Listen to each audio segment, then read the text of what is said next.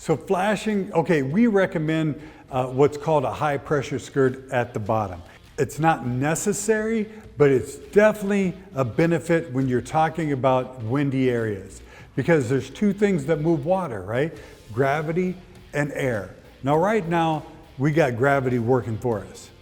Then air has a tendency to want to push things back up. So when we perimeter seal our windows, it's on three sides, nothing at the bottom. Well, why don't you do anything at the bottom? Just seal it up. Well, you don't want to trap moisture in. You have your whole water management system trying to get water out. You would not put a bead of sealant down there to trap it. So you allow the water to get out. But air, if you got a lot of massive air pushing back at the house, it might push water back up into the rough opening. Now you got to go uphill because you have a positive slope to the exterior. So it's going to take a lot of effort to get past a lot of things.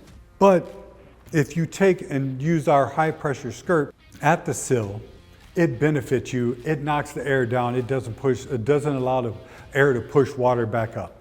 Then what you're going to do is you're going to actually flash your jambs on the side. So again, depending on what flashing material, what you're going to use and what substrate you have, you're going to cut your flashing materials where you're about 1 inch above the top nail fin, the head nail fin on the jambs, and then you want to go out about 3 inches, about, depending on the width of your flashing materials, you want to go about 1 inch past each jamb flashing material for the head.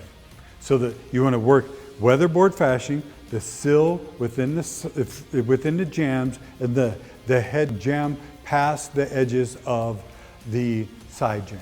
Take a look at your flashing materials, make sure they're compatible with all the rest of your system, and you'll be spot on.